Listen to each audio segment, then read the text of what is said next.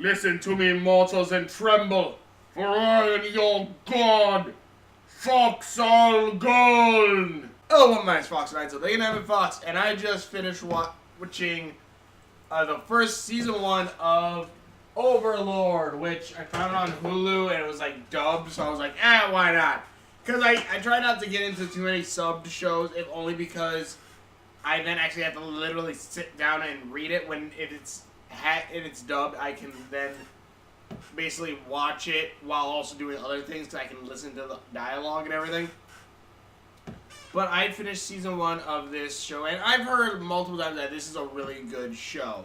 And like I was like, alright, cool, it's a good show. I'm gonna watch it eventually, just like JoJo's Bizarre Adventure or something like that. I hear it's a good show. I'm gonna watch it eventually, but I'll get around to it when I can. But this was something that I was just like, because I finished Naruto. I had just finished watching I caught up with Boruto, as well as finished watching a couple filler arcs that I wanted to watch in Naruto, the Shippuden. And I was mostly Itachi's and like the Indra and the Six Paths that's spin-offs. What do you call it? Filler arcs. I wanted to catch those because actually some of those are canon. But yeah, like that stuff was cool and all. But then I started watching this, and immediately I fell in love with this. And if you don't know what this series is about, it's Sword Art Online but better. Way better, like way goddamn better. It really is. We're basically the guild leader of this one game, who's like he's like one of the highest players. Him and his basically all of his friends created this guild, but all of them slowly left, and the game itself is actually ending soon. And basically on the last day of the game being online, he takes him and a couple of the NPCs are gonna wait till the game servers to close. And again, like this is a guy who's like apparently like one of the highest level players in the game. He has all the rare items. He has a magic staff.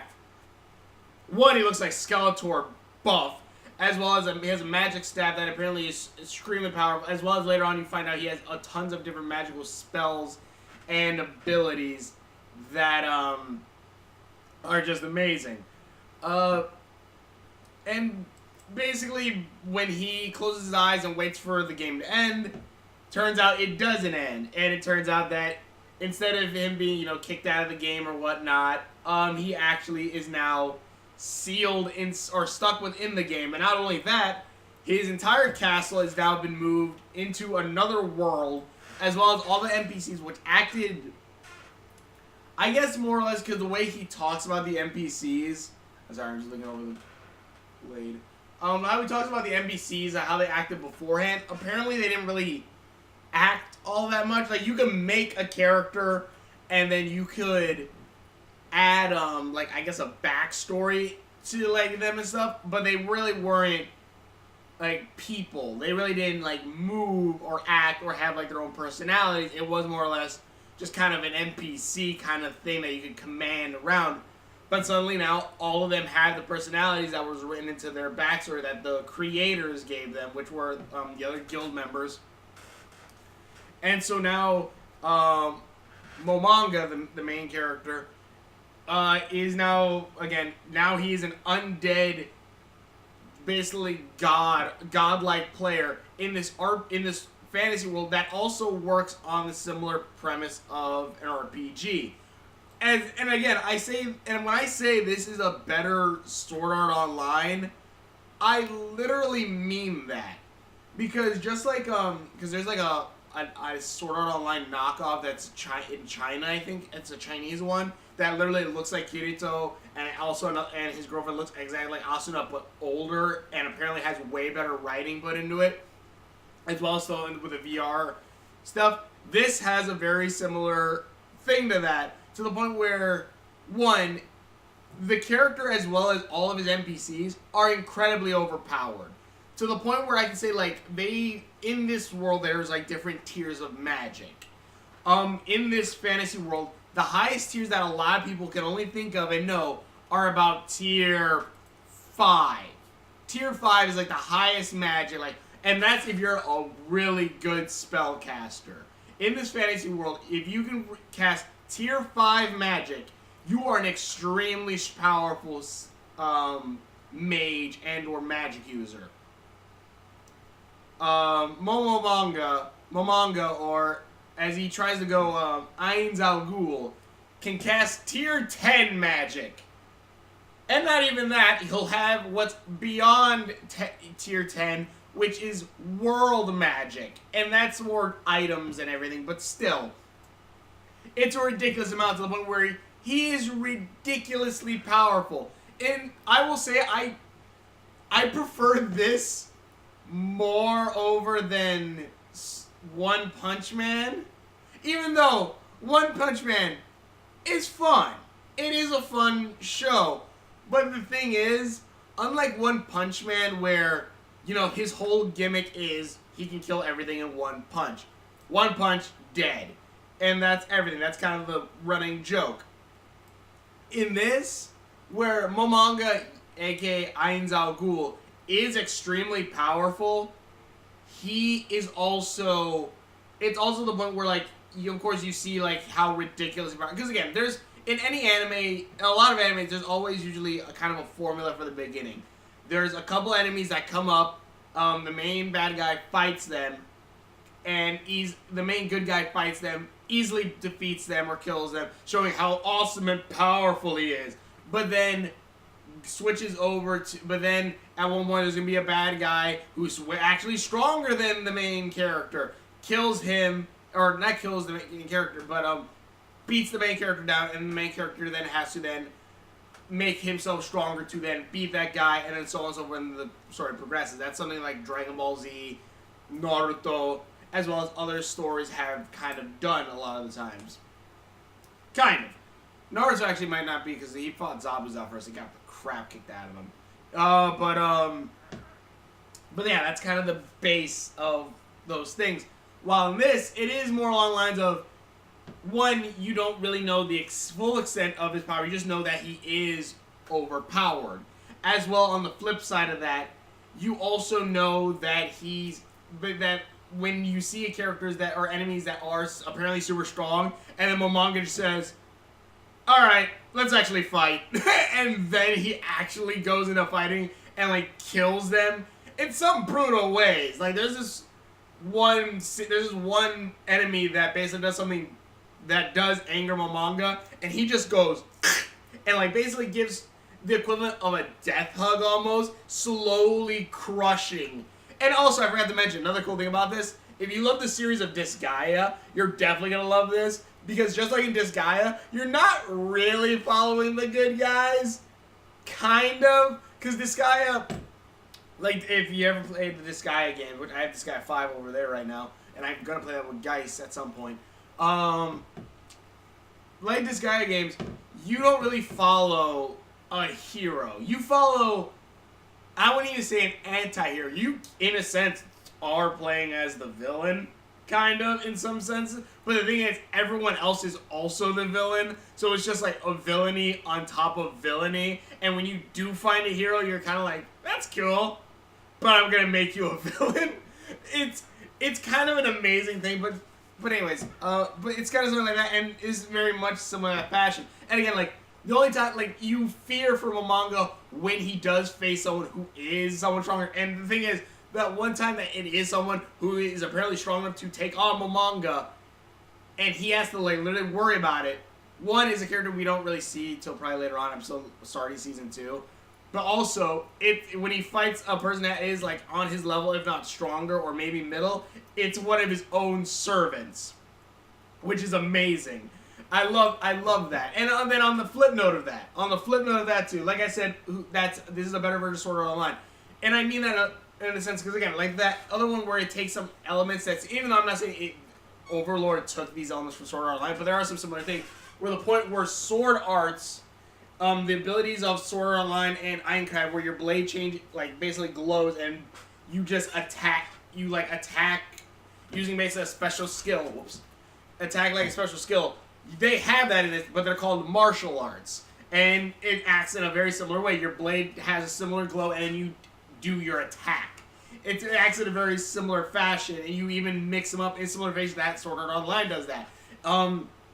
Magic spells, I guess, could be like the elf version, but eh. But and then even freaking Momanga, because at one he's a spellcaster, he's a magic spellcaster, but he uses a special suit of armor that allows him to wield weapons, which he does by wielding a black suit of armor as well as wielding two double-handed swords that, one, you shouldn't be wielding one-handed because that'll hurt your goddamn wrist, and two, he goes by the name of the Raven Black Swordsman. If you don't know Sword Art Online, Kirito goes by the name of the Black Swordsman as well.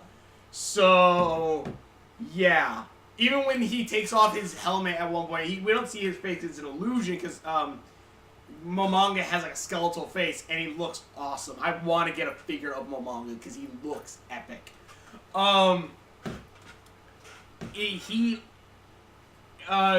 He has like even the black kind of Kirito hair from the back a little bit, I think, which is kind of cool. And again, and even like the whole harem idea, he does a lot better in this, where he does mess around with Albedo, which is like his second in command almost. He messes with her code at one point before the system resets or whatever, and sends them to the fantasy world, and makes it to where instead of her being as the guy who made it, which the guy's name is Touch Me, the guy who made Albedo, which I love because it's just like, okay, that is so a name that someone would put in a video, in an MMORPG, because Geist does that all the goddamn time. But he puts that she's a bitch. That is literally what her description is, and Momanga erases that and goes, is in love with Momanga. And she thus now is completely in love with Momanga, to the point where she's kind of insane about it. But it's also kind of awesome because like Momanga, unlike Kirito, where it's just like, I don't know, in this it's just like, he's like, oh, I am with he's with Asuna, but then it's kind of like, let me get with all these other girls. More along the lines, Momanga is affected by, one, there seems to be something that's stopping him from going on his earthly desires, I guess. Something stopping him from doing that. But as well as there are multiple characters who are in love with him, or do kind of fall in love with him. Sorry, where was I?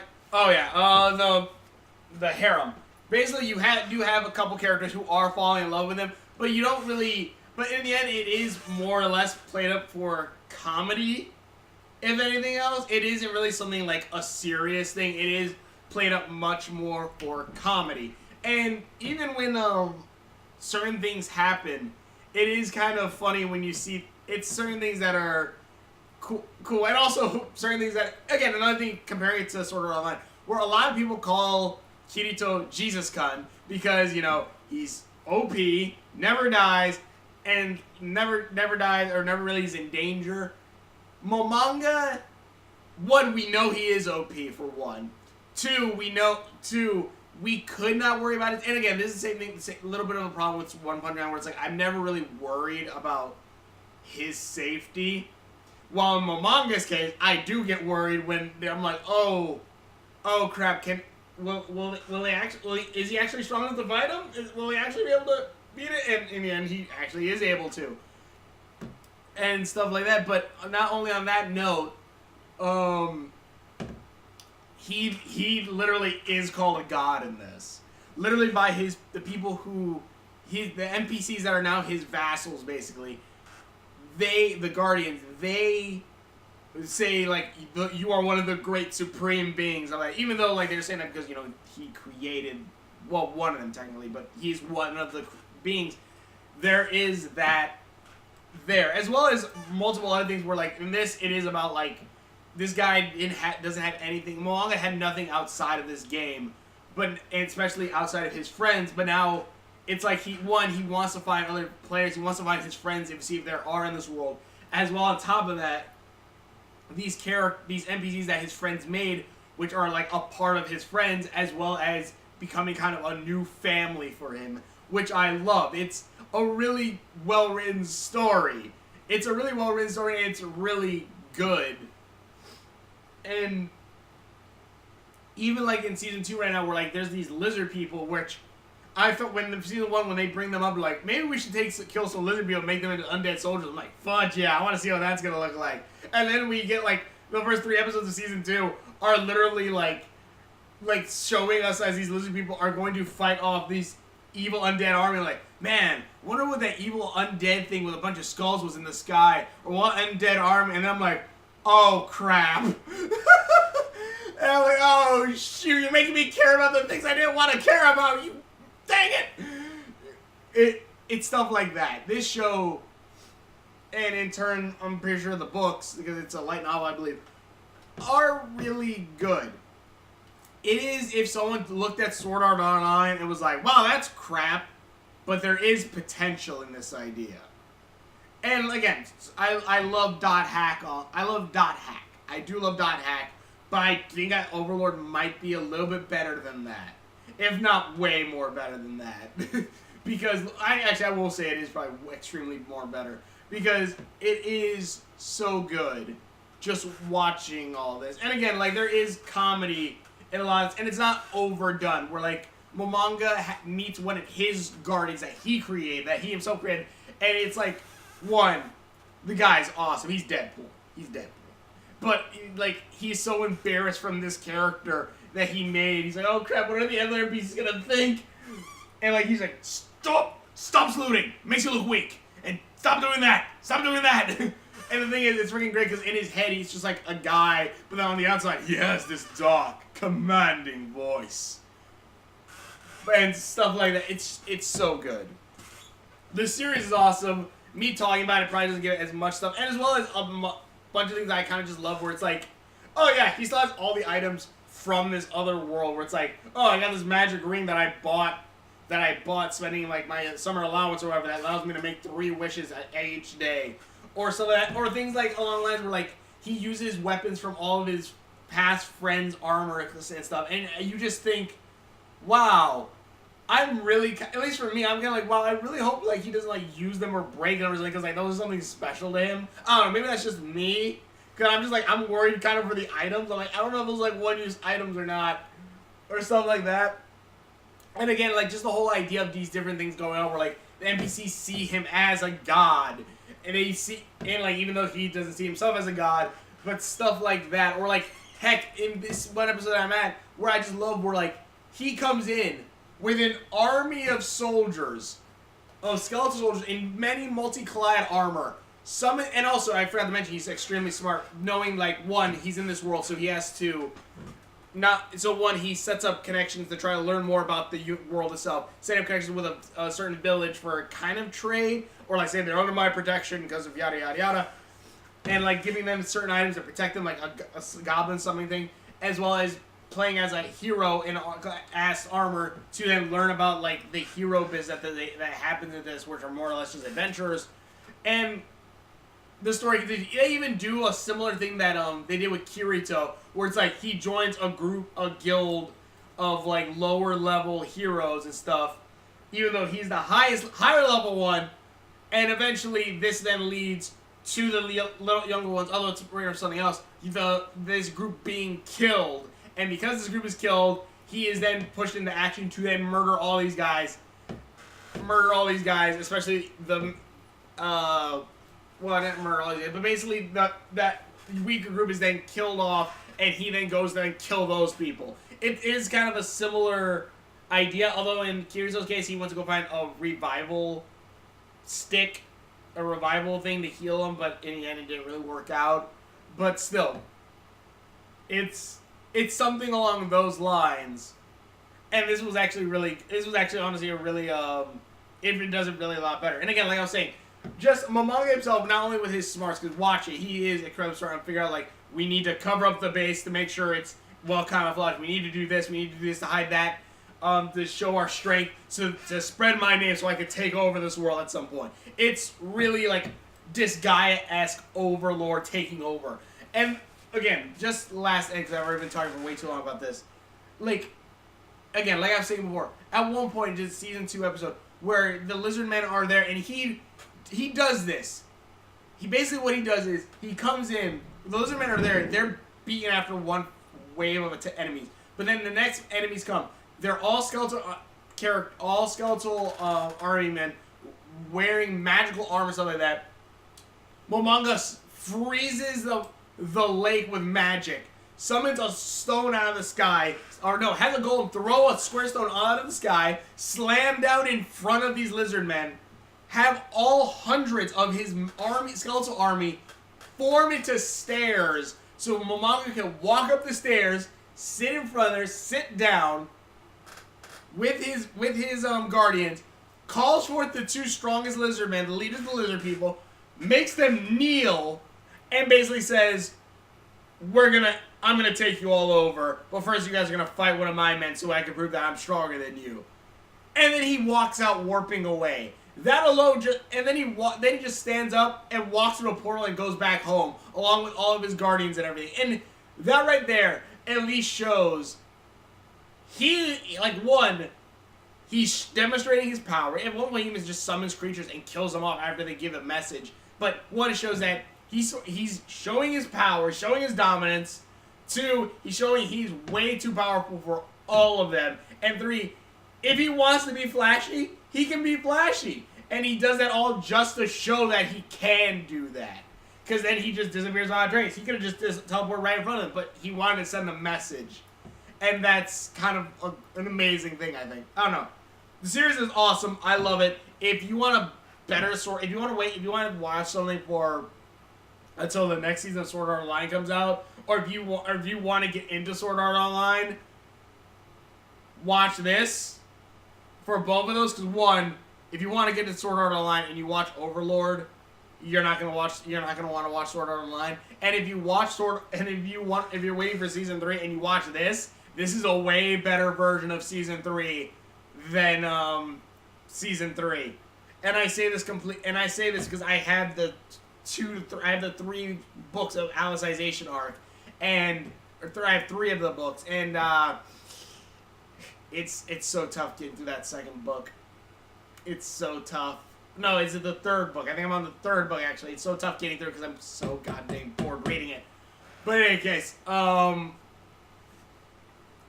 yeah, watch this show. It's really good. I think it's on its 3rd season right now. If it's not still going, I don't know. But it's really good. I highly, highly recommend it if you want a good MMO, or if you want a good, stuck in an MMO game story, this is it. But thank you so much for watching. A bunch of videos that I've done. Links are on my Facebook, on this, or again, share my videos. And we will see you later.